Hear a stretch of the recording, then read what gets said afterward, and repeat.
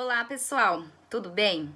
Então, dando continuidade às informações que a gente tem falado sobre os tipos de cefaleia, né, os tipos de dor de cabeça, dando continuidade nas cefaleias do tipo tensão ou cefaleia tensional, é a forma mais comum de cefaleia que a gente tem, tá? Então, a maioria das pessoas já em algum momento experimentou esse tipo de cefaleia, certo?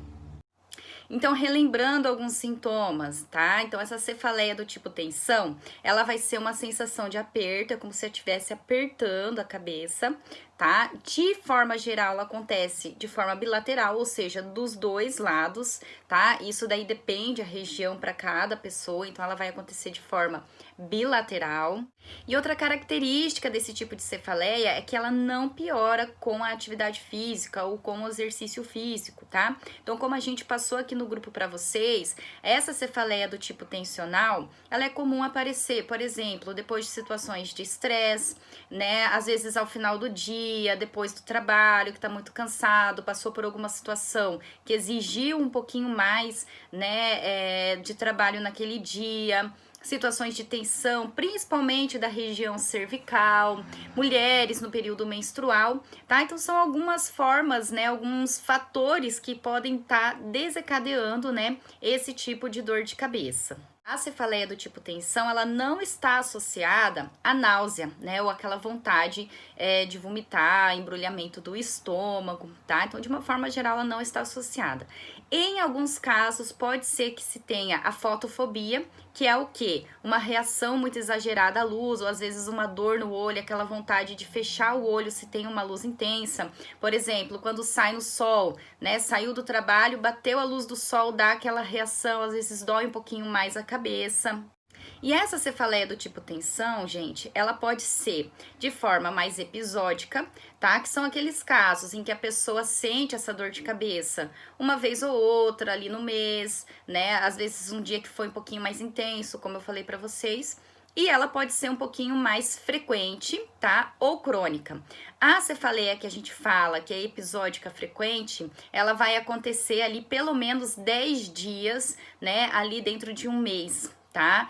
E quando a gente fala que essa cefaleia ela já é crônica, é uma cefaleia, é uma dor de cabeça que vai aparecer com essas características, por ser uma cefaleia do tipo tensão, certo? Só que ela vai estar persistente, ou de forma diária, ou pelo menos 15 dias dentro de um mês, por pelo menos 3 meses, tá? Então é muito importante se observar, porque se você tem dor de cabeça vez ou outra, né, foi um dia mais intenso, né, tá no período menstrual e nunca acontece de forma frequente, porque mesmo no período menstrual, se todo mês acontece de ter essa dor de cabeça, não é normal, tá? Mas apareceu de uma forma episódica, uma vez no mês, ou né, acaba tendo essa dor de cabeça uma vez no mês, depois passa um tempo sem ter dor de cabeça, ainda a gente tem que analisar alguns fatores.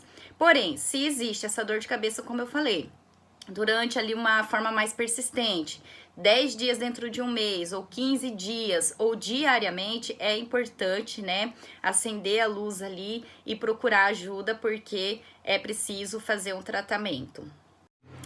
Aí o tratamento para esse tipo de cefaleia, do tipo tensão, ele varia muito, né, de pessoa para pessoa, porque a gente vai buscar qual que é a causa, né? Então, se é um tipo de cefaleia do tipo tensional, que aparece mais no ciclo menstrual, então a gente vai investigar como que tá todo esse aparelho reprodutivo da mulher, como que tá essa questão do ciclo menstrual. Se é um tipo de cefaleia que aparece mais no final do dia, né, ou por uma região cervical um pouquinho mais tensa, a gente vai estar investigando se existe tensão, principalmente dos músculos aqui que a gente fala, né, de músculos suboccipitais que estão abaixo aqui dessa região, né, do crânio, tá? A gente vai buscar se existe tensão na região cervical, certo? Então depende muito da causa ou de quando que aparece esse sintoma, a gente vai estar investigando certinho para fazer o tratamento mais adequado para cada pessoa.